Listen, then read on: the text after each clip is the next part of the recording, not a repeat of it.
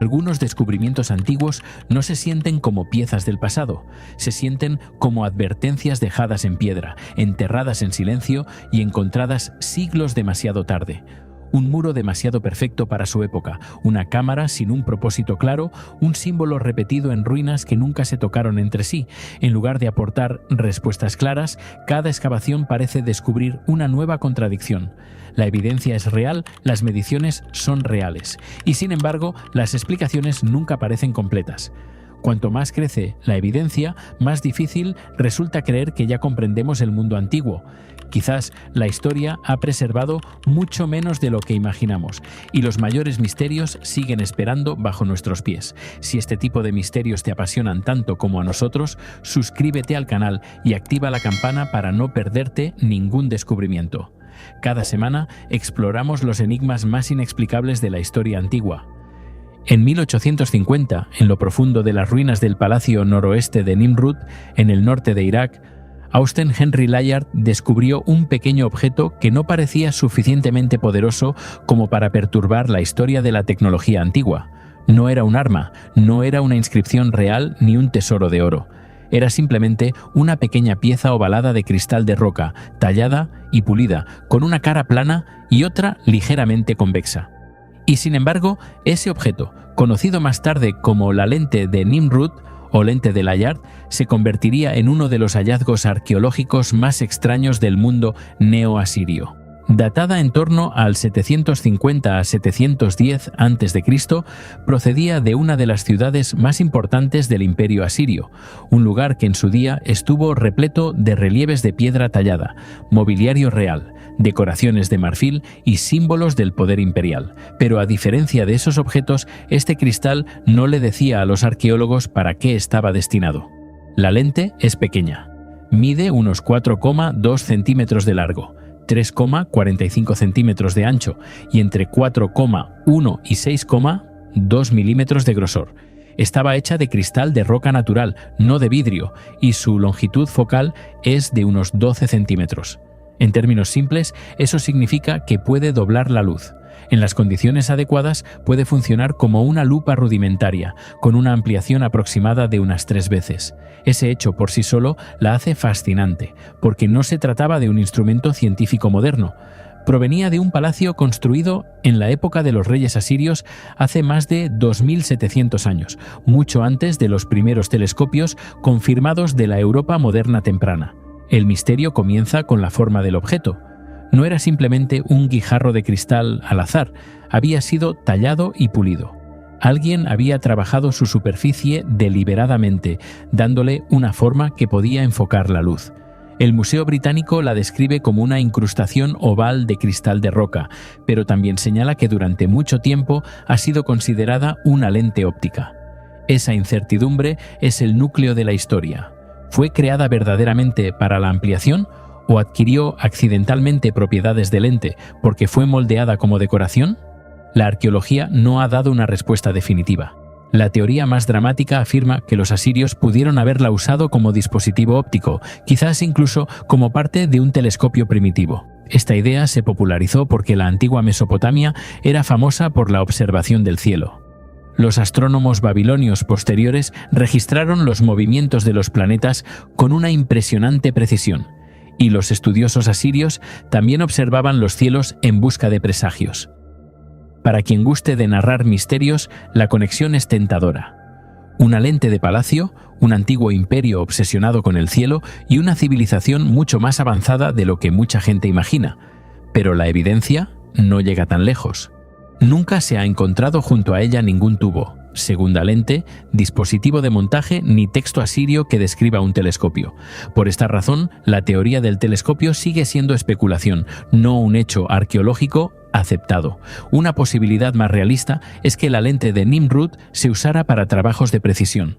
Los artesanos asirios producían pequeños sellos grabados, delicadas piezas de marfil y minuciosos detalles decorativos. Una simple lente de aumento podría haber ayudado a un artesano a inspeccionar un tallado fino o a leer inscripciones muy pequeñas. El propio Layard consideró si podría haberse usado para examinar escritura grabada. Esta explicación encaja en el mundo en el que se encontró el objeto. Nimrud no era solo una capital real, era también un centro de producción de artesanía de élite, donde los materiales preciosos eran cortados, pulidos, tallados y encastrados en muebles y objetos de lujo. Otra teoría sugiere que pudo haber sido un vidrio ardiente, utilizado para concentrar la luz solar y encender fuego. En principio, una lente convexa puede concentrar la luz en un punto. La lente de Nimrud puede enfocar la luz, pero está lejos de ser perfecta. Su superficie es irregular, el cristal contiene imperfecciones y el enfoque no es lo suficientemente nítido como para convertirla en una herramienta fiable para encender fuego, al menos no de la manera en que podrían hacerlo lentes pulidas posteriores. Esto no hace que la idea sea imposible, pero la hace menos convincente como explicación principal. La propia descripción del Museo Británico es cautelosa. Afirma que el objeto podría ciertamente haber sido usado como una lupa rudimentaria, pero también que puede haber tenido poco o ningún uso óptico práctico. Esa afirmación es importante porque muestra por qué la lente de Nimrud es tan poderosa como misterio. No lo es porque demuestre una tecnología imposible, sino porque se sitúa exactamente entre la función y el ornamento. Se comporta como una lente, pero fue encontrada en un contexto donde pudo haber sido una incrustación, quizás colocada en su día en un mueble, marfil u otro objeto de lujo que hace mucho tiempo desapareció. Aquí es donde importa el contexto arqueológico. Layard encontró el cristal en la sala AB del Palacio Noroeste, un edificio real asociado con Ashurnasirpal II, quien reinó entre el 883 y el 859 a.C. El palacio era famoso por sus relieves tallados y su lujosa decoración. La lente puede haber pertenecido a un panel decorativo, un trono, una caja o un objeto ceremonial. Si el soporte de madera o marfil se descompuso, el cristal podría haber sobrevivido solo, despojado del contexto que en su día lo explicaba. En arqueología, un objeto sin su entorno original puede convertirse en un enigma, incluso cuando era algo ordinario para las personas que lo fabricaron. Aún así, la artesanía no debe subestimarse. El cristal de roca es duro, y darle una forma curva y lisa requiere habilidad, paciencia y tecnología abrasiva. Los asirios no necesitaban óptica moderna para descubrir que las piedras transparentes curvas podían ampliar o enfocar la luz. Los artesanos antiguos aprendían a menudo de los materiales trabajando directamente con ellos. Podían observar que el cristal distorsiona las letras, intensifica la luz solar o amplía las marcas finas sin desarrollar una teoría científica completa de la refracción. Esa puede ser la explicación más verosímil, no una alta tecnología perdida, sino inteligencia material práctica. Lo que hace que la lente de Nimrud sea ideal para un documental de misterios antiguos es la tensión entre lo que podemos probar y lo que deseamos imaginar. Podemos probar que es antigua, podemos probar que fue moldeada y pulida, podemos probar que puede enfocar la luz. Podemos probar que provino de uno de los grandes yacimientos palaciegos asirios, pero no podemos probar si su creador la concibió como una herramienta, un símbolo, una incrustación de lujo o un objeto con varios usos a la vez. En ese vacío es donde vive el misterio. La pregunta más extraña no es si los asirios tenían un telescopio. La mejor pregunta es por qué este objeto existe casi solo. Si era útil, ¿por qué los arqueólogos no han encontrado muchas más lentes asirias? Si era decorativo, ¿por qué fue moldeado de una manera que le confiere propiedades ópticas? Si era solo una incrustación, ¿fue el efecto de lente accidental? ¿O su creador apreciaba el extraño poder de la piedra clara y curva? La lente de Nimrud no reescribe la historia por sí sola, pero nos recuerda que la tecnología antigua no siempre era simple, y que no todos los objetos avanzados tenían el aspecto de una máquina. La copa de Licurgo no fue descubierta en las ruinas de un templo perdido ni extraída del suelo por arqueólogos modernos. Su historia temprana es extrañamente poco clara, y para el siglo XIX ya había pasado a colecciones europeas antes de convertirse finalmente en uno de los tesoros más inusuales del Museo Británico. A primera vista parece un extraordinario objeto de lujo romano. Una copa de jaula de vidrio del siglo IV, tallada con el mito del rey Licurgo de Tracia, el hombre que desafió a Dioniso y fue castigado siendo atrapado en enredadas vides. Pero el verdadero misterio comienza cuando la luz la toca. Con la luz reflejada normal, la copa parece verde. Cuando la luz la atraviesa desde atrás, el mismo vidrio se vuelve de un profundo rojo rubí. Esto no es pintura, no es un revestimiento superficial ni un truco añadido en una restauración. El cambio de color está incorporado en el propio vidrio y ha sobrevivido durante aproximadamente 1600 años. La copa mide unos 16,5 centímetros de alto, fue fabricada durante el Imperio Romano tardío, probablemente en el siglo IV después de Cristo, y pertenece a un grupo poco frecuente conocido como copas de jaula romanas o diatreta, objetos tan difíciles de fabricar que solo sobrevive un pequeño número hoy en día. En esta técnica, la decoración exterior no se adjunta por separado. Se talla del mismo bloque de vidrio grueso que el recipiente, dejando una delicada jaula calada conectada a la copa interior mediante pequeños puentes de vidrio.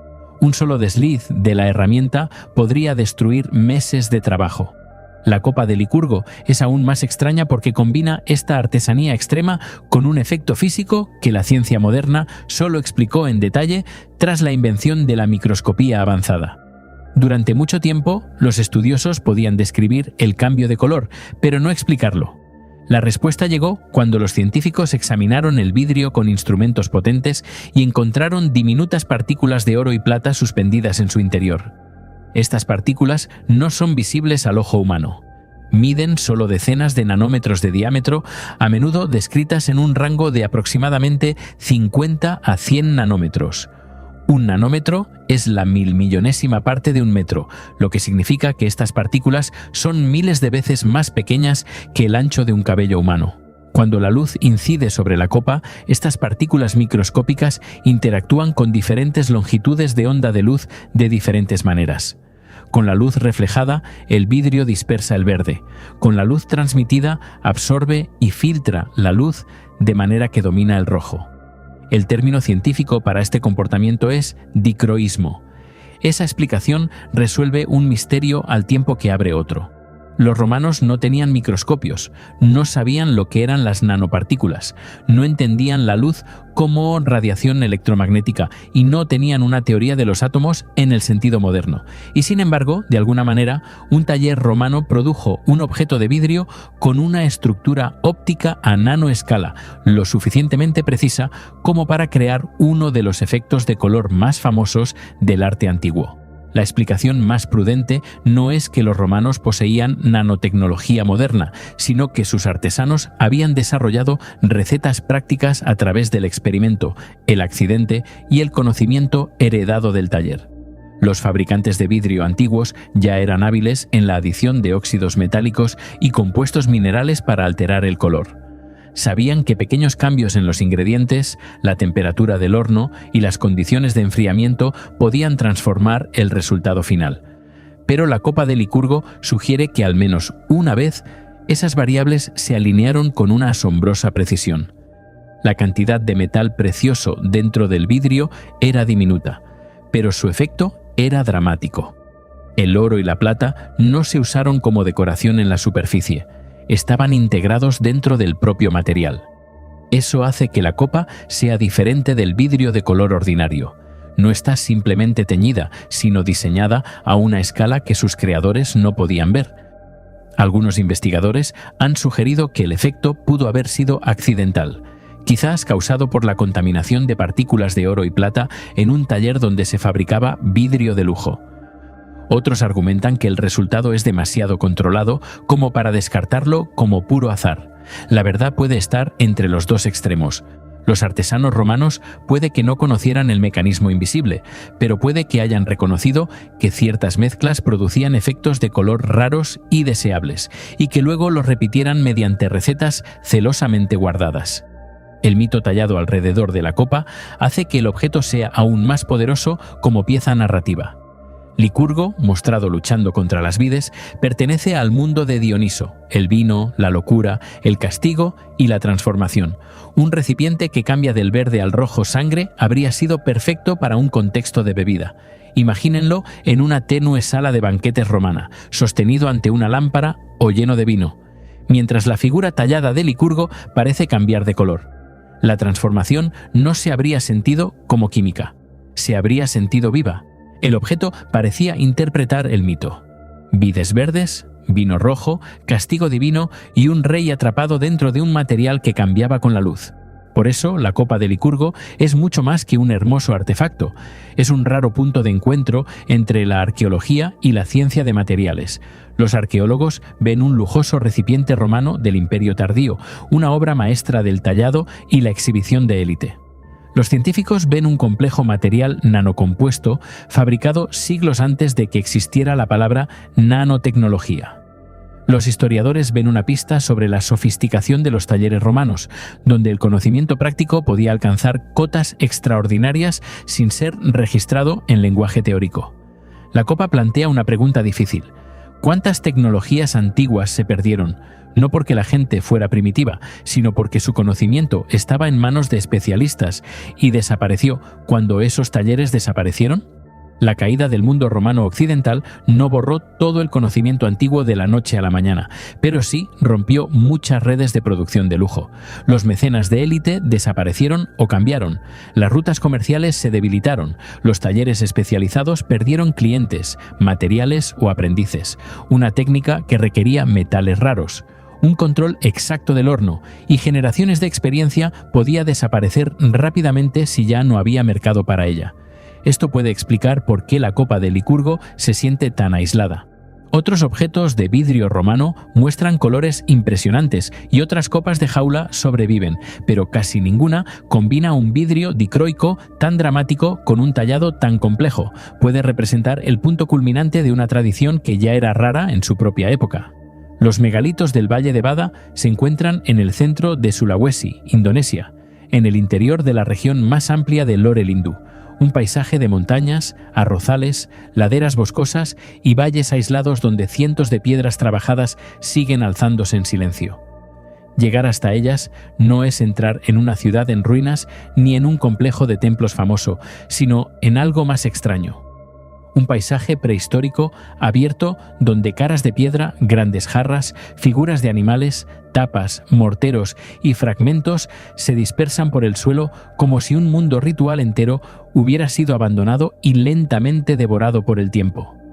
El yacimiento llegó a ser conocido por los investigadores europeos a principios del siglo XX, especialmente tras los informes de misioneros y académicos como Albert C. Kruit, mientras que los estudios arqueológicos indonesios posteriores ampliaron el registro a través de los valles de Bada, Besoa, Napu y zonas cercanas. Más de un siglo después de esos primeros estudios, las preguntas más importantes siguen sin resolverse. ¿Quién talló estas piedras? ¿Por qué fueron colocadas a lo largo de este remoto valle? ¿Y por qué la cultura capaz de producir tales monumentos pesados dejó tan poca evidencia escrita o arquitectónica que los explique? Los objetos más famosos son las estatuas con forma humana, llamadas frecuentemente arca. No son retratos realistas en el sentido clásico. Sus cuerpos están simplificados, sus cabezas son desproporcionadamente grandes, sus ojos son redondos y miradores, y sus bocas son a menudo pequeñas o inexistentes. Algunas figuras muestran los brazos cruzados sobre el vientre, algunas no tienen piernas visibles. Otras llevan marcas sexuales claras que sugieren que el género, la ascendencia, la identidad o el estatus ritual importaban a quienes las hicieron.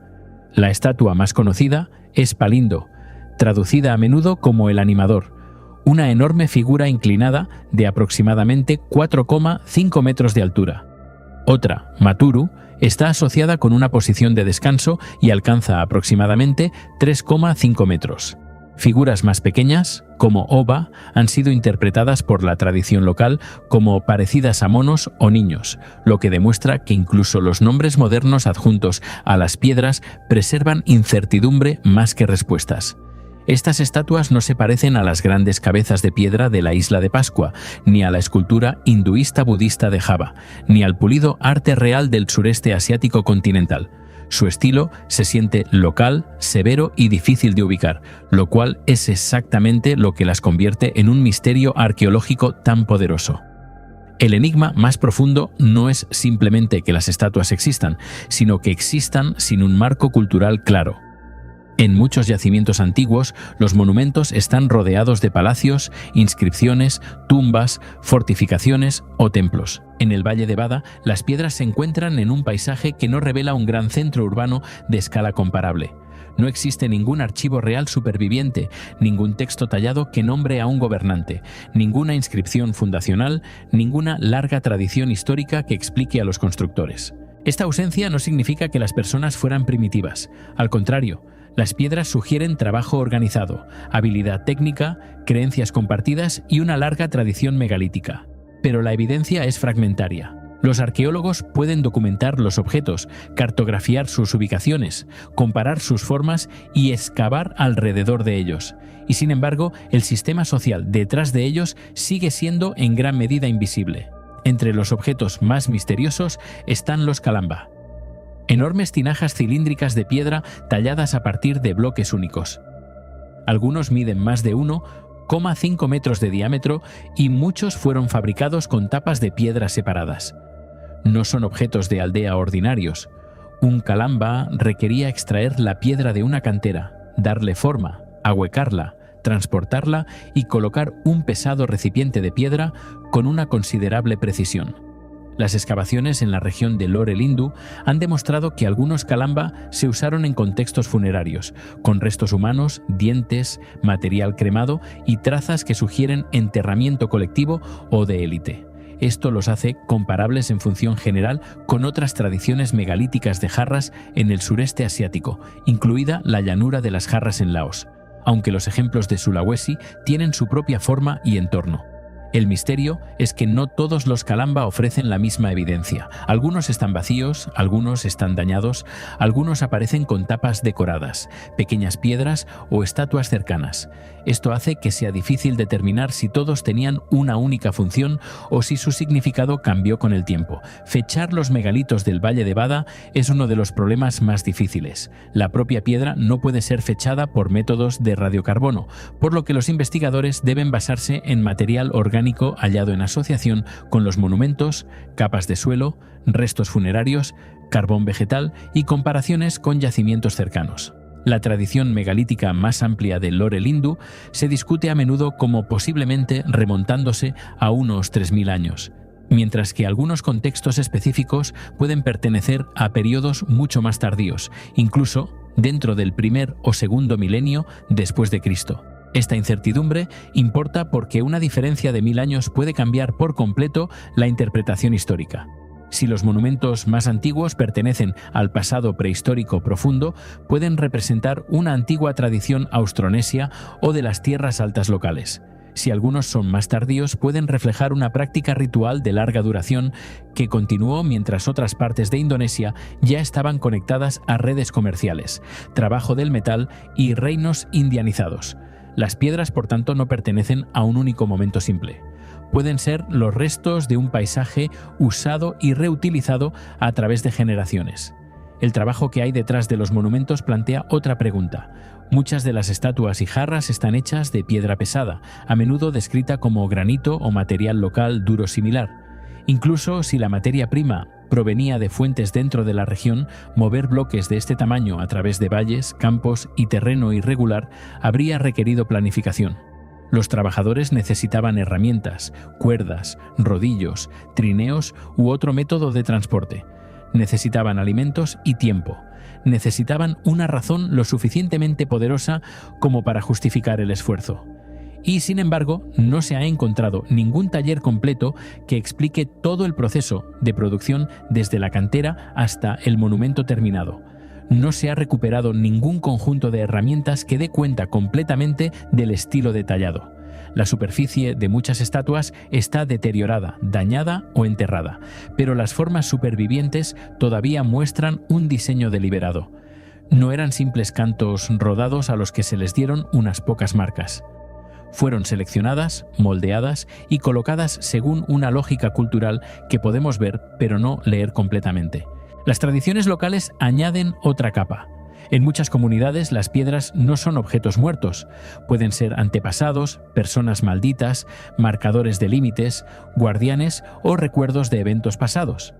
Algunas figuras del Valle de Bada tienen nombres e historias adjuntas, pero estas historias fueron registradas mucho después de que se hicieran los monumentos. Son valiosas porque muestran cómo las comunidades posteriores entendieron las piedras, pero no siempre pueden tratarse como memoria histórica directa. Esto crea una tensión en el corazón del yacimiento. La arqueología da fragmentos de evidencia material. La tradición oral da significado, pero a menudo en forma simbólica. Entre las dos se encuentra el mundo perdido de los constructores. Los megalitos del Valle de Bada son poderosos porque resisten la forma habitual del contenido de misterios antiguos. No es necesario inventar extraterrestres perdidos, tecnología imposible ni una supercivilización desaparecida. El verdadero misterio ya es suficientemente sólido por sí mismo. Gunung Padang no parece el tipo de lugar que debería amenazar la cronología de la historia humana.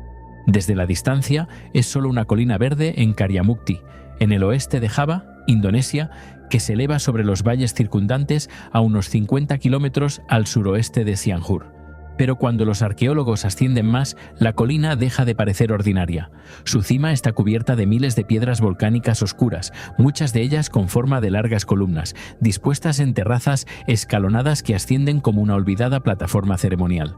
La tradición sundanesa local ha tratado el lugar como sagrado durante generaciones. Y sin embargo, la arqueología moderna lo ha convertido en algo todavía más extraño.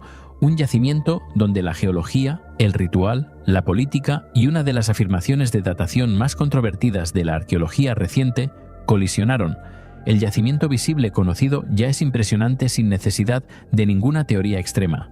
Gunung Padang está formado por 5 terrazas principales, sostenidas por muros de contención y a las que se accede por una larga escalinata de aproximadamente 370 peldaños de andesita. Las piedras no son bloques de mármol ni de piedra caliza, tallada como los monumentos de Egipto o Grecia.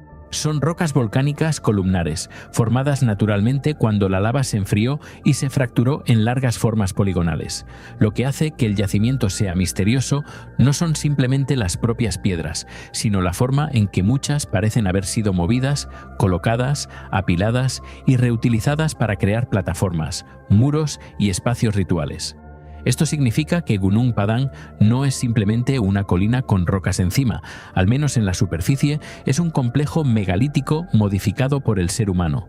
Durante décadas, la interpretación arqueológica más segura situó la construcción visible en el período tardío prehistórico o histórico temprano de Indonesia. Algunos arqueólogos indonesios han sugerido fechas en torno al siglo I después de Cristo, mientras que otros han situado el uso principal de las terrazas más tarde, entre aproximadamente los siglos VI y VIII después de Cristo. Los fragmentos de cerámica encontrados en el yacimiento han sido reportados dentro de un rango aproximado entre el 45 a.C. y el 22 después de Cristo. Estas fechas no son tan sensacionales como las versiones que circulan por internet, pero ya son importantes. Sugieren que Gunung Padang puede haber formado parte de una tradición megalítica regional en la que las comunidades construyeron espacios rituales elevados con piedra local, usando la colina natural como escenario sagrado. Luego llegó la afirmación que transformó Gunung Padang de un yacimiento arqueológico indonesio en un misterio global. Un equipo de investigación dirigido por el geólogo Dani Hilman Natawijaya argumentó que las terrazas visibles eran solo la capa más reciente de una construcción mucho más antigua enterrada dentro de la colina. Usando radar de penetración del suelo, tomografía de resistividad eléctrica, tomografía sísmica, perforación, zanjas y datación por radiocarbono, el equipo propuso que Gunung Padang contenía múltiples fases de construcción con capas más profundas que posiblemente se remontaban miles de años antes del auge aceptado de la civilización. La versión más dramática de la afirmación sugería que partes de la estructura podían tener más de 10.000 años y quizás entre 25.000 y 27.000 años de antigüedad. Si eso fuera cierto, las consecuencias serían enormes. Un monumento artificial de 25.000 años de antigüedad precedería a Göbekli Tepe, en Turquía, en más de 10.000 años, y se situaría muy antes que las pirámides de Egipto, Stonehenge o las primeras ciudades de Mesopotamia. Implicaría que las comunidades de la Edad de Hielo en el sureste asiático poseían capacidades organizativas y de ingeniería muy superiores a lo que la arqueología convencional acepta actualmente. Por eso, Gunung Padang se volvió tan poderoso como misterio. No se limitaba a preguntar si una colina tenía cámaras ocultas. Se preguntaba si los primeros capítulos de la civilización habían sido escritos en el lugar equivocado, en el momento equivocado y por personas cuyos logros habían sido casi completamente borrados. La parte más cinematográfica de la historia es lo que los estudios parecen revelar bajo tierra. Los escaneos geofísicos detectaron supuestamente zonas inusuales bajo las terrazas, incluidas áreas de diferente densidad, posibles cavidades y estructuras enterradas que parecían más organizadas que la geología volcánica aleatoria. Para los defensores de la hipótesis de la pirámide, estas señales sugerían cámaras, muros o capas de construcción más antiguas ocultas en lo profundo de la colina. Para los críticos no eran suficientes. Los datos de radar y resistividad pueden mostrar anomalías, pero las anomalías no son automáticamente habitaciones, templos o arquitectura humana. Un vacío enterrado puede ser natural, una capa densa puede ser volcánica. Una característica de aspecto recto en un escaneo puede volverse mucho menos convincente una vez excavada y puesta en contexto arqueológico. Las fechas de radiocarbono fueron aún más controvertidas. Algunas muestras tomadas de capas más profundas produjeron fechas muy antiguas que se remontan al Pleistoceno tardío. Esto se convirtió en el combustible de la afirmación de que Gunung Padang era una pirámide de la edad de hielo. Pero el problema central es simple y extremadamente importante. El material datado era material orgánico del suelo, no necesariamente carbón vegetal de un muro construido por humanos, ni una herramienta, ni un bloque tallado, ni un artefacto sellado dentro de una capa de construcción. El carbono antiguo en el suelo no demuestra que los humanos construyeran un monumento en ese mismo momento. Para la arqueología, el contexto lo es todo. Una fecha solo se convierte en evidencia sólida cuando la muestra datada está claramente conectada con la actividad humana. Aquí es donde el misterio se vuelve menos una fantasía y más una batalla científica. En octubre de 2023, la afirmación sobre la pirámide de Gunung Padang fue publicada en la revista Archaeological Prospection, dándole la apariencia de legitimidad revisada por pares. Casi de inmediato, arqueólogos y geólogos cuestionaron la interpretación. Los críticos argumentaron que el artículo pasaba demasiado rápidamente de los datos geológicos a las conclusiones arqueológicas y que trataba las fechas antiguas del suelo como evidencia de construcción sin suficiente prueba de características hechas por humanos. En marzo de 2024, la revista retiró el artículo. La retractación indicaba que las muestras de radiocarbono no estaban asociadas de manera fiable con artefactos o características que pudieran interpretarse como de fabricación humana, lo que significa que la conclusión de que Gunung Padang era una pirámide antigua construida hace 9.000 o más años no estaba respaldada. Esa retractación no hizo que Gunung Padang fuera aburrido. En cierto modo, mejoró la historia. El verdadero misterio no es si el titular de Internet era verdad, sino por qué este yacimiento ejerce una atracción tan poderosa tanto sobre los científicos como sobre el público. Gunung Padang se asienta en un paisaje moldeado por el vulcanismo, donde la propia naturaleza puede producir columnas de piedra que parecen diseñadas. Las personas antiguas luego reutilizaron ese material natural para construir terrazas y espacios sagrados. Investigadores posteriores escanearon bajo esas terrazas y encontraron señales difíciles de interpretar. En torno a esas señales creció una posibilidad tan dramática que brevemente sacudió el mundo arqueológico: que un monumento oculto de la edad de hielo pudiera estar durmiendo dentro de una colina volcánica. La forma más sólida de contar esta historia no es afirmar que Gunung Padang es la pirámide más antigua de la Tierra. Esa afirmación no ha sido probada. La historia más poderosa es que Gunung Padang muestra lo delgada que puede ser la línea entre el descubrimiento y la sobreinterpretación. En la superficie hay un yacimiento megalítico real con terrazas, muros de contención y piedras volcánicas cuidadosamente dispuestas. Bajo ellas puede haber capas más antiguas de modificación humana, formaciones volcánicas naturales o una mezcla de ambas. La relación exacta entre el monumento visible y la colina más profunda sigue siendo lo que mantiene vivo el yacimiento como misterio. Gunung Padang es extraño porque plantea una pregunta incómoda. ¿Cómo reconocemos el diseño humano antiguo cuando la naturaleza ya es capaz de crear formas que parecen artificiales? Las piedras Rollright se alzan en la frontera entre Oxfordshire y Warwickshire, sobre una tranquila cresta de los Cotswolds donde el paisaje parece casi demasiado ordinario para algo tan antiguo. A primera vista, parecen un pequeño círculo de piedras, mucho menos dramático que Stonehenge. Pero el misterio comienza cuando uno se da cuenta de que Rollright no es un único monumento, sino un complejo prehistórico construido y utilizado a lo largo de casi 2000 años por personas que no dejaron ningún registro escrito, ninguna explicación clara y solo escasos rastros de por qué este lugar importaba tanto. La parte más antigua es Los Caballeros Susurrantes, una tumba de cámara derrumbada fechada en el período Neolítico temprano, alrededor del 3800 al 3500 a.C. En su día formó parte de una estructura funeraria, probablemente cubierta por un túmulo que hace mucho tiempo ha desaparecido. Hoy solo quedan unas pocas grandes losas de piedra caliza, inclinadas juntas como figuras atrapadas en conversación. Aproximadamente 1000 años después, una nueva generación construyó Los Hombres del Rey, el círculo de piedras que la mayoría de la gente asocia con Rollright. Este círculo data de aproximadamente el 2500 al 2000 a.C.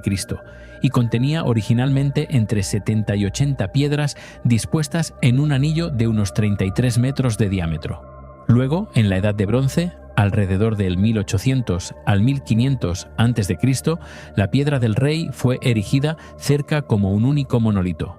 3 monumentos, 3 periodos diferentes, un solo paisaje. Eso es lo que hace que Rollright sea extraño. La pregunta obvia es por qué esta cresta siguió siendo importante durante tanto tiempo. Los constructores de los Caballeros Susurrantes vivían en un mundo de primeras comunidades agrícolas. Los constructores de los Hombres del Rey pertenecían a una tradición ritual posterior. Las personas que erigieron la Piedra del Rey vivían en la Edad de Bronce con diferentes herramientas, creencias y estructuras sociales. Y sin embargo, todos regresaron a la misma zona. Algo de este lugar fue recordado, reutilizado y reinterpretado a través de muchas generaciones. La arqueología puede describir las piedras, medirlas y datarlas, pero no puede explicar completamente la memoria que mantuvo unido este paisaje durante casi 2 milenios. El círculo de los Hombres del Rey es especialmente desconcertante porque parece simple, pero está cuidadosamente organizado. Las piedras no son enormes en comparación con las de Stonehenge. Muchas tienen aproximadamente la altura de un ser humano o son más pequeñas y están hechas de piedra caliza o olítica local. No fueron transportadas desde una montaña distante ni moldeadas en bloques perfectos. Fueron elegidas de la piedra natural de la región y colocadas en una forma casi circular. Esto le da a Rollright un tipo diferente de misterio. No es una historia de ingeniería imposible, sino de selección deliberada. Los constructores parecen haber querido piedras que se vieran crudas, irregulares y vivas, como si la forma natural importara tanto como la disposición. El diámetro del círculo, de aproximadamente 33 metros, es lo suficientemente grande como para albergar una reunión, pero lo suficientemente pequeño como para sentirse cerrado. Cuando uno se para dentro, las piedras crean un límite entre la tierra ordinaria y el espacio ritual. Algunos investigadores han sugerido que el círculo se usaba para ceremonias relacionadas con los antepasados, reuniones estacionales o identidad social. Otros han estudiado posibles alineaciones astronómicas, especialmente conexiones con el Sol y la Luna. El problema es que ninguna explicación única encaja con todo. Algunas direcciones pueden haber importado, pero la evidencia no es suficientemente sólida como para demostrar que Rollright era un observatorio preciso. Puede haber marcado el tiempo, pero no fue construido necesariamente solo para la astronomía. Puede haber sido un recinto sagrado, un lugar de reunión, un monumento vinculado a enterramientos o todo esto a la vez. Uno de los detalles más interesantes es que el número de piedras siempre ha sido incierto. Los diferentes relatos dan totales distintos, a menudo entre 70 y 77 aproximadamente. Esta incertidumbre más tarde se convirtió en parte de la leyenda. La gente decía que las piedras nunca podían contarse de la misma manera 2 veces. En la superficie, esto suena a folclore, pero tiene una raíz práctica. Algunas piedras están rotas, algunas están muy juntas. Algunas se han hundido en el suelo y otras son difíciles de distinguir de los fragmentos. A lo largo de los siglos, el daño, la meteorización y la restauración cambiaron la forma en que se veía el círculo. Un acto simple, como contar, se volvió extrañamente inestable. Y esa inestabilidad ayudó a convertir el lugar en un espacio de misterio. La piedra del rey se alza separada del círculo, a unos 70 u 80 metros de distancia, y plantea otra pregunta. ¿Estaba destinada desde siempre a estar sola o formaba parte en su día de una disposición mayor que ha desaparecido? Su forma es inusual, no limpia ni simétrica, sino irregular y desgastada. Parte de su extraña forma puede deberse a la erosión natural, mientras que otra parte puede haber sido causada por daños humanos posteriores. En siglos pasados, la gente arrancaba pedazos de la piedra como amuletos o recuerdos, creyendo que los fragmentos tenían poder. Esto significa que la piedra del rey que vemos hoy puede que no se vea exactamente como era en la Edad de Bronce. El propio monumento se ha convertido en un registro de creencias, daños y supervivencia. Los caballeros susurrantes añaden una capa más profunda porque pertenecen a un mundo mucho más antiguo. Las tumbas de cámara estaban a menudo relacionadas con los antepasados y el enterramiento colectivo, pero la tumba de Rollright ya no está completa. Sin su túmulo y su contexto original, es difícil saber cómo funcionaba. ¿Era una tumba usada repetidamente a lo largo de generaciones? ¿Era una estructura ritual relacionada con los muertos? ¿Fue dejada deliberadamente visible para que las personas posteriores supieran que la tierra ya era sagrada? El hecho de que se construyeran monumentos posteriores cerca sugiere que la presencia de la tumba más antigua puede haber importado. Los constructores de la Edad de Bronce y el Neolítico tardío no estaban trabajando en tierra vacía. Estaban construyendo junto a los restos de un pasado que ya era antiguo para ellos. Aquí es donde Rollright se vuelve poderoso como historia de misterio. No trata de una civilización perdida que desapareciera de la noche a la mañana. Trata de la memoria que sobrevive sin escritura. Imaginen a una comunidad parada cerca de los caballeros susurrantes 1000 años después de que fueran construidos. Los constructores originales habían desaparecido. Sus nombres estaban olvidados. Sus rituales puede que hubieran cambiado más allá de todo reconocimiento. Y sin embargo, las piedras seguían ahí, desgastadas pero visibles, marcando la cresta como un lugar donde lo humano y lo sagrado ya se habían encontrado. Las personas posteriores no necesitaban entender el significado original para sentir que el lugar importaba. Las leyendas en torno a Rollright crecieron mucho más tarde, pero revelan cuánto afectaron las piedras a la imaginación. La historia más famosa cuenta que un rey y su ejército marchaban por la tierra cuando una bruja lo desafió. Si podía ver Long Compton después de dar 7 pasos, se convertiría en rey de Inglaterra. Dio un paso adelante, pero el terreno se elevó y bloqueó su vista. La bruja lo convirtió en la piedra del rey, a sus soldados en los hombres del rey y a sus caballeros conspiradores en los caballeros susurrantes. La historia no es arqueología, pero preserva algo importante. La gente veía los monumentos no como piedras muertas, sino como figuras congeladas, un drama petrificado en el paisaje. Otras tradiciones afirman que las piedras se movían por la noche, bajaban a beber de un manantial o no podían contarse correctamente. Estas historias son imposibles de verificar y, sin embargo, muestran cómo el yacimiento permaneció vivo en la cultura local. En muchos lugares antiguos, el folclore comienza donde termina el conocimiento arqueológico. Las personas veían formas que no podían explicar y las convertían en reyes, soldados, brujas y piedras inquietas. La piedra verde de Hattusha fue descubierta en las ruinas del gran templo de Hattusha, cerca del moderno pueblo de Boğazkale, en la provincia de Çorum, en el centro de Turquía. A primera vista, no parece uno de los grandes misterios del mundo antiguo. No es una pirámide, ni una ciudad enterrada, ni una máquina tallada en metal. Es un único bloque verde pulido, de forma aproximadamente cúbica, que mide unos 69 centímetros por cada lado y pesa cerca de 1000 kilogramos. Y sin embargo, esta solitaria piedra se asienta dentro de uno de los complejos de templos más importantes de la Edad de Bronce tardía, en la antigua capital del Imperio hitita, y los arqueólogos todavía no pueden afirmar con certeza para qué fue creada. Hattusha no era un asentamiento menor. Se convirtió en la capital real de los hititas, uno de los grandes poderes del segundo milenio antes de Cristo, que rivalizaba con Egipto, Asiria y Babilonia. La ciudad cubría más de 260 hectáreas, protegida por enormes murallas, puertas monumentales, leones de piedra, archivos reales, túneles, templos y terrazas artificiales. En el siglo XIII a.C. era un centro político y religioso donde los reyes gobernaban un imperio que se extendía por gran parte de Anatolia y el norte de Siria.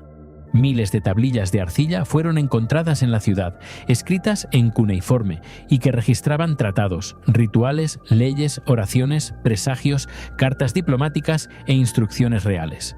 Para una civilización que dejó tanta evidencia escrita, el silencio en torno a la piedra verde es lo que la hace tan extraña. La piedra se encuentra en el Gran Templo, también llamado Templo I, el mayor templo conocido de Hattusha. El complejo medía aproximadamente 65 por 42 metros y estaba probablemente dedicado al dios de la tormenta y a la diosa del sol, dos deidades centrales de la religión estatal hitita. A su alrededor había almacenes, espacios rituales, pasajes pavimentados y zonas administrativas. No era un rincón aleatorio de la ciudad, sino una zona sagrada en el corazón de la capital. La piedra verde fue encontrada en una pequeña habitación del ala sur del almacén, cerca de la calle que llevaba desde la entrada del templo. Permanece allí hoy, expuesta a la intemperie, aunque su posición actual puede no ser la original. Comparada con los umbrales de puertas cercanos, el bloque parece encontrarse por debajo del nivel del suelo antiguo, lo que sugiere que puede haberse desplazado, movido o colocado allí después de que el trazado principal del templo ya hubiera cambiado. El primer misterio es el propio material. La piedra se describe comúnmente como nefrita, una forma mineral verde oscuro de jade, pero se han sugerido otras identificaciones como serpentinita, diorita o piedra verde con apariencia similar al jade. Esta incertidumbre importa porque el material cambia toda la historia. Si es serpentinita, puede haber provenido de fuentes dentro de Anatolia. Si es nefrita u otra piedra similar al jade más rara, la pregunta se vuelve más difícil. ¿Dónde fue extraída? ¿Por qué fue seleccionada? ¿Y qué distancia recorrió antes de llegar a Hattusha? Un bloque de 1 tonelada no era imposible de mover para los ingenieros de la Edad de Bronce, pero seguía siendo una operación intencional. Alguien eligió este material, le dio forma, lo pulió, lo transportó y lo colocó dentro de un templo importante. Ese esfuerzo sugiere un significado, pero el significado no ha sobrevivido. El segundo misterio es su aislamiento.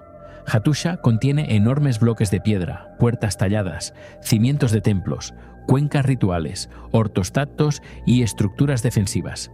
Pero la piedra verde es única. No hay un segundo bloque igual en la ciudad. No forma parte de un muro. No es una piedra umbral. No es una pieza en un patrón arquitectónico repetido.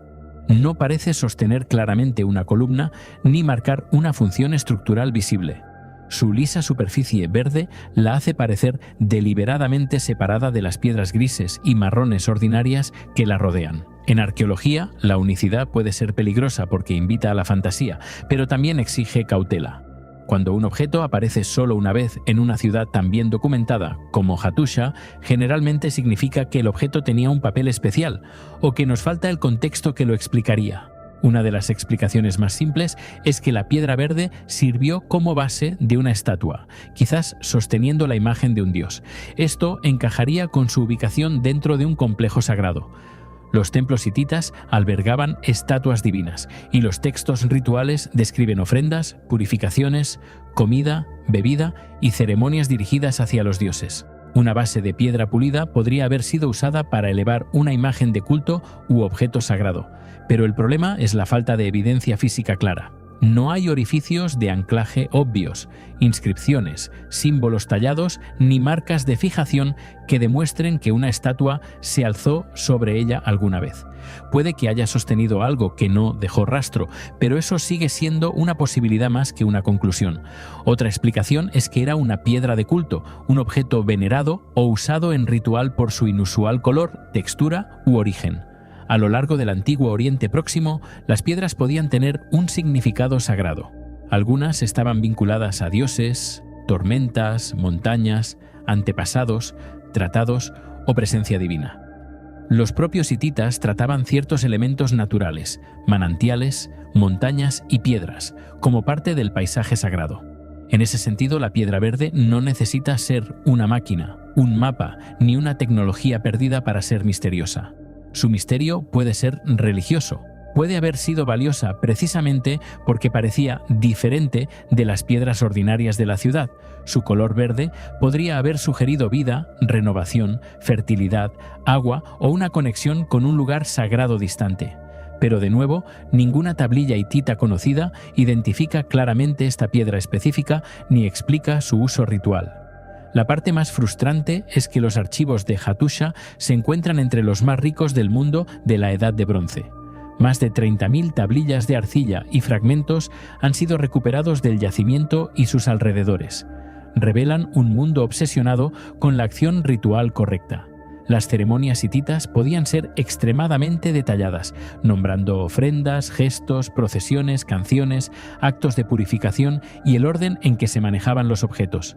Si la piedra verde desempeñó un papel importante en el templo, uno esperaría que al menos un texto mencionara un bloque verde, una piedra sagrada o un objeto especial en el gran templo. Y, sin embargo, no se ha confirmado ninguna identificación directa. Esto no prueba que la piedra fuera insignificante. Puede haber sido conocida con un nombre que los estudiosos no han conectado con el objeto.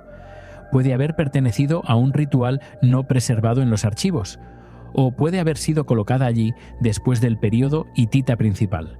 El silencio no es una respuesta, es parte del enigma. También existen leyendas modernas en torno a ella. Los lugareños y los visitantes la llaman frecuentemente la piedra de los deseos, creyendo que tocarla puede traer suerte o curación. Esta reputación la ha convertido en uno de los objetos más fotografiados de Hattusha. Pero la creencia moderna no debe confundirse con la evidencia antigua. No hay pruebas de que los sacerdotes o reyes hititas la usaran como piedra de los deseos en el sentido moderno. Esa tradición posterior sigue siendo interesante porque muestra cómo los objetos misteriosos pueden seguir atrayendo significado mucho después de que su función original sea olvidada. Una piedra que perdió su nombre antiguo ganó uno nuevo. Algunas versiones de Internet llevan el misterio mucho más lejos, afirmando que la piedra verde era un meteorito, un dispositivo de energía o un regalo de Egipto tras el contacto diplomático entre los hititas y Ramsés II. Estas ideas suenan dramáticas, pero no están respaldadas por evidencia arqueológica sólida. Los hititas y los egipcios sí tuvieron contacto, especialmente tras la batalla de Kadesh y el posterior tratado de paz en el siglo XIII a.C., pero eso no significa que cada objeto inusual en Hattusha viniera de Egipto. Ninguna inscripción en la piedra la vincula con Ramsés. Ningún análisis fiable la identifica como un meteorito y ninguna fuente antigua la describe como un objeto tecnológico. El verdadero misterio es más fuerte sin exageración. Un único bloque verde pulido de 1 tonelada se alza dentro del mayor templo de una poderosa capital de la Edad de Bronce, y su propósito sigue siendo desconocido. En medio del desierto del Sahara, en el oeste de Mauritania, existe una formación tan grande que durante siglos casi nadie podía comprender su verdadera forma desde el suelo. No parece una ruina cuando una persona está dentro de ella, no parece un muro de ciudad, una plataforma de templo ni los restos de una civilización desaparecida. Desde la superficie es solo un vasto paisaje de crestas, rocas, valles secos y viento del desierto. Pero desde el aire todo cambia. Aparece un círculo gigante en la arena, rodeado de más anillos, casi como un ojo humano que mira hacia arriba desde el desierto. Esta es la estructura de Richat, a menudo llamada el Ojo del Sahara, una formación de 40 kilómetros de ancho que se ha convertido en uno de los misterios visualmente más llamativos de la Tierra. Lo que la hace poderosa para el contenido de misterios antiguos no es que la ciencia no tenga ninguna explicación, sino que cada explicación abre otra pregunta sobre geología, entornos perdidos, humanos prehistóricos y por qué una estructura natural tan enorme quedó rodeada de rastros de actividad antigua. Durante mucho tiempo, mucha gente asumió que la estructura de Richat tenía que ser la cicatriz de un impacto de meteorito. La idea parecía lógica, porque la formación es casi circular, aislada y lo suficientemente masiva como para parecer la marca de algo violento procedente del espacio. Los primeros investigadores consideraron seriamente esa posibilidad, pero estudios posteriores no encontraron evidencia convincente de un cráter de impacto. Un verdadero lugar de impacto generalmente contiene signos como cuarzo de choque, roca fundida o minerales deformados por una presión extrema. Richat no mostró el patrón esperado. En cambio, los geólogos la explican ahora como una cúpula geológica erosionada. Las capas de roca antigua fueron empujadas hacia arriba, probablemente por actividad magmática profunda, y a lo largo de millones de años, el viento y el agua eliminaron las capas más blandas más rápido que las más duras. Esa lenta erosión expuso las bandas circulares que vemos hoy. En términos simples, el ojo del Sahara no es un agujero volado en la Tierra, sino el esqueleto expuesto de una cúpula que el tiempo ha ido abriendo. Esa respuesta parece simple hasta que se comprende la escala. La estructura tiene unos 40 kilómetros de ancho, lo que significa que una persona podría caminar durante horas y seguir dentro de sus anillos. Sus rocas más antiguas son de edad precámbrica, mientras que otras capas pertenecen a periodos geológicos posteriores, creando un archivo natural del tiempo profundo.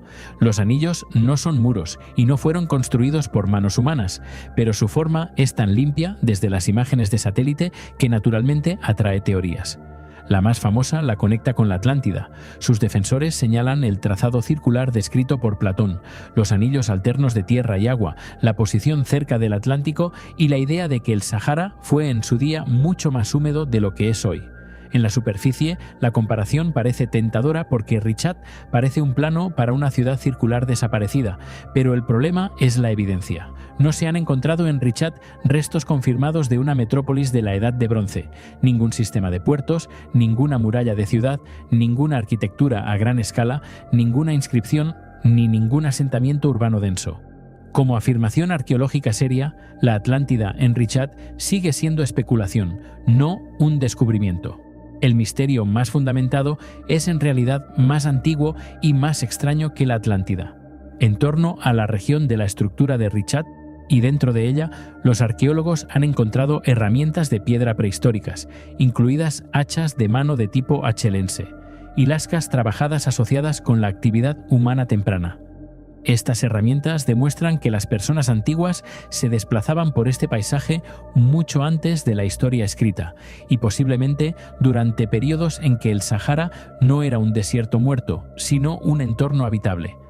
El Sahara no siempre ha tenido el aspecto que tiene ahora. Durante el período húmedo africano, especialmente entre hace unos 15.000 y 5.000 años, grandes partes del norte de África tenían lagos, ríos, praderas y vida salvaje. Los antiguos canales fluviales y los depósitos lacustres a lo largo del Sahara demuestran que los humanos y los animales habitaron en su día regiones que ahora son extremadamente áridas. Esto importa porque Richat puede haber sido un punto de referencia dentro de un mundo muy diferente. No un desierto vacío, sino una llamativa formación circular de tierras altas visible para las personas que se desplazaban por un paisaje más verde. Ahí es donde el potencial arqueológico se vuelve interesante. La propia estructura de Richat es natural, pero los humanos antiguos pueden haber usado sus crestas, valles y fuentes de agua como puntos de orientación, zonas de caza o campamentos temporales. En un enorme paisaje abierto, una formación circular de 40 kilómetros habría sido imposible de ignorar. Incluso sin construir una ciudad allí, los grupos prehistóricos podrían haber regresado a la zona durante generaciones. Las herramientas de piedra dispersas sugieren una presencia humana repetida, aunque no necesariamente un asentamiento permanente. En la región más amplia también hay monumentos de piedra, túmulos y características relacionadas con enterramientos, algunos de los cuales permanecen poco estudiados en comparación con las famosas zonas arqueológicas de Egipto, Mesopotamia o el Mediterráneo. Esto hace que el lugar sea ideal para la narración de misterios, porque la pregunta real no es si los extraterrestres o los atlantes lo construyeron, sino cuántas vidas humanas pasaron por este extraño círculo natural antes de que el desierto se tragara la evidencia. El contraste visual más poderoso es entre Richat, vista desde el espacio, y Richat, experimentada en el suelo. Desde la órbita parece diseñada, desde el suelo se vuelve fragmentada, confusa y casi invisible como un todo. Esa diferencia crea el misterio. Una persona que viviera allí hace miles de años no habría visto la forma perfecta de ojo desde arriba, pero sí habría visto crestas inusuales, bandas de roca expuesta, caminos de agua estacional y un paisaje diferente al del desierto plano que lo rodeaba. Eso significa que el poder simbólico de Richat puede ser moderno, creado por las imágenes de satélite, mientras que su valor práctico puede ser antiguo, creado por el agua, el refugio, los recursos de piedra y la visibilidad a través del terreno. De esta manera, la formación se sitúa entre dos misterios: el moderno, que pregunta por qué parece tan artificial desde arriba, y el prehistórico, que pregunta cómo interactuaron los humanos con ella cuando el Sahara estaba vivo. La formación no necesita afirmaciones falsas para parecer imposible. Es una estructura natural tan grande que puede usarse como punto de referencia desde el espacio. Fue en su día confundida con un cráter de meteorito. Se asienta en un desierto que en su día fue más verde y habitable. Contiene rastros de actividad humana prehistórica y ha inspirado una de las teorías más populares sobre la Atlántida en el Internet moderno, aunque la arqueología no la ha confirmado. Las cuevas de Longyu no son el tipo de misterio antiguo que comienza con una leyenda grabada en la pared de un templo. Comienzan con agua, silencio y un estanque de aldea que la gente local creyó durante generaciones que era sin fondo. En 1992, un aldeano llamado Wu Anai, en la provincia de Zhejiang, China, decidió poner a prueba esa creencia. Organizó un grupo para bombear el agua de uno de los estanques cercanos a Xianbei Tsun. Después de más de 2 semanas de bombeo, el agua finalmente bajó lo suficiente como para revelar algo que nadie esperaba. No una cueva natural, no una cantera simple, sino una vasta cámara subterránea cortada directamente en arenisca sólida. Lo que desde la superficie parecía un estanque ordinario había estado ocultando un espacio hecho por humanos a una escala imposible de ignorar. A medida que se drenaron más estanques, el descubrimiento se volvió más extraño. Los arqueólogos e investigadores locales identificaron finalmente 24 cavernas artificiales en el área de Longyu. Muchas de ellas eran masivas, cuidadosamente moldeadas y construidas con el mismo lenguaje de diseño inusual. Juntas cubren aproximadamente 30.000 metros cuadrados de espacio subterráneo. Algunas cámaras alcanzan alturas de unos 30 metros, con paredes inclinadas, escaleras, columnas de piedra y grandes salas abiertas talladas en la roca viva. Las cuevas no son agujeros toscos, abiertos a golpes en una ladera. Parecen planificadas. Sus paredes se inclinan en ángulos deliberados. Sus techos están sostenidos por grandes pilares de piedra dejados en su lugar durante la excavación. Sus superficies están cubiertas de densas marcas de cincel repetidas que recorren paredes, techos y columnas en líneas paralelas. El resultado es una de las construcciones subterráneas más extrañas jamás encontradas en la China antigua. El primer misterio no es si las cuevas de Longyu fueron creadas por manos humanas. Claramente lo fueron. El verdadero misterio es cómo un proyecto tan grande pudo haberse llevado a cabo con tan pocos rastros en la historia. China tiene una de las tradiciones escritas más ricas del mundo antiguo. Los registros dinásticos, los anuarios locales, las obras de ingeniería, las tumbas, los canales, las campañas militares y los proyectos de palacio eran a menudo registrados en detalle. Y sin embargo, para las cuevas de Longyu, ningún documento antiguo conocido explica claramente quién las ordenó, cuándo fueron construidas, por qué se hicieron o a dónde fue a parar la piedra excavada. Un proyecto de este tamaño habría requerido planificación, mano de obra, suministro de alimentos, producción de herramientas, supervisión y organización a largo plazo. No era algo que unos pocos aldeanos pudieran haber hecho en secreto en un corto periodo de tiempo. La cantidad de piedra extraída es uno de los detalles más sólidos para una historia arqueológica centrada en el misterio.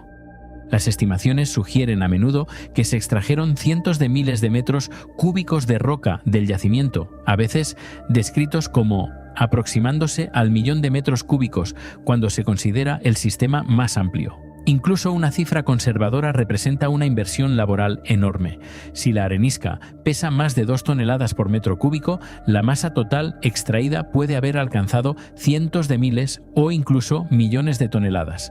Pero no se ha encontrado ningún vertedero antiguo obvio en las inmediaciones. Ninguna estructura importante en el área inmediata ha sido claramente identificada como el destino de toda esa piedra. Si las cuevas eran canteras, ¿por qué las cámaras fueron moldeadas con tanto cuidado? Si la piedra era el objetivo principal, ¿por qué dejar enormes pilares, paredes inclinadas y un patrón tallado repetido en casi cada superficie? Ese patrón es una de las características visualmente más poderosas de Longyou. Casi cada superficie visible dentro de las cuevas está marcada con ranuras paralelas.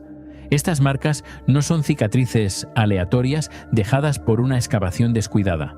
Aparecen deliberadamente repetidas recorriendo enormes superficies en un ritmo consistente.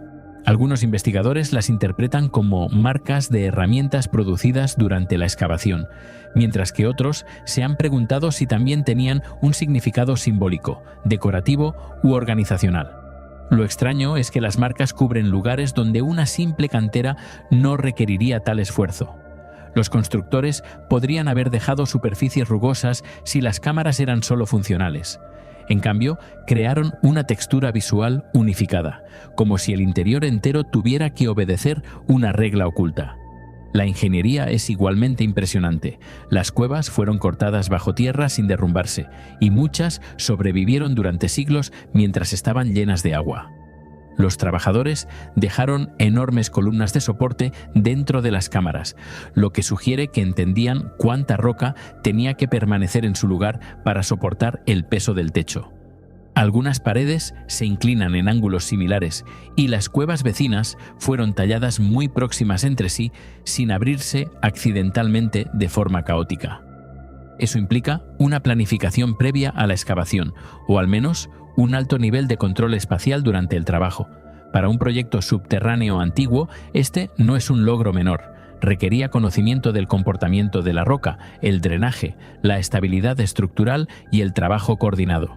Fechar las cuevas sigue siendo difícil porque contienen muy pocos artefactos que puedan vincularse de forma segura a la construcción. Algunos estudiosos han sugerido una fecha en torno al período tardío de los reinos combatientes o la dinastía Han temprana, hace aproximadamente más de 2000 años. Pero la cronología exacta sigue siendo incierta.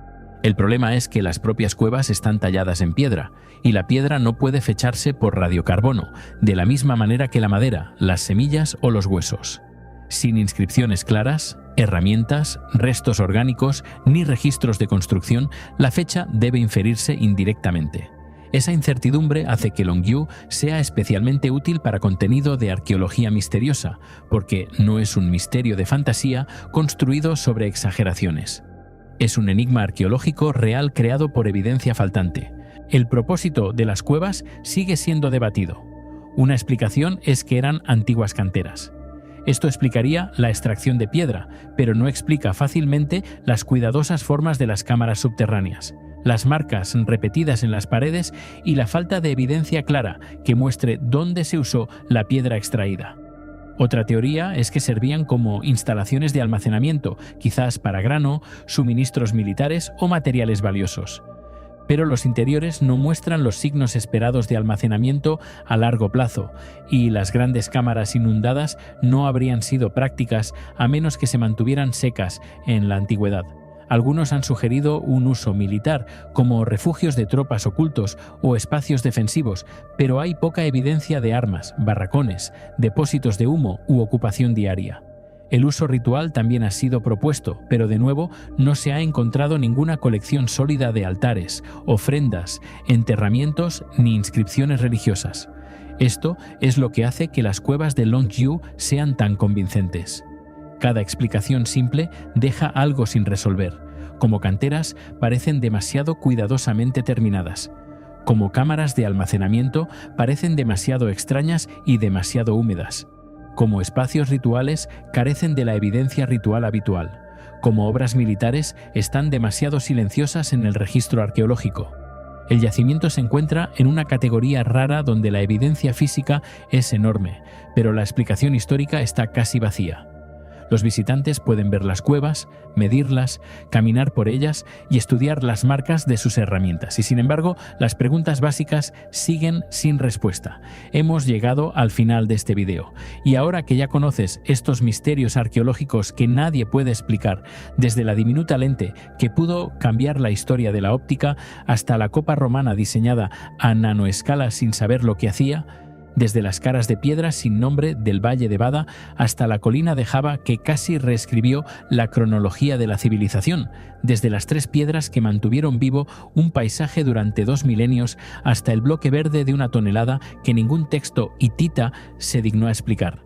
Desde el círculo natural de 40 kilómetros que el mundo entero confundió con una ciudad perdida hasta las cuevas chinas que alguien excavó en secreto y nadie registró, ¿cuál de todos estos misterios te parece el más imposible de explicar con el conocimiento que tenemos hoy? ¿Cuál crees que esconde todavía los secretos más profundos que la ciencia no ha podido descifrar? Déjanos tu respuesta en los comentarios. Gracias por vernos. Nos vemos en el próximo.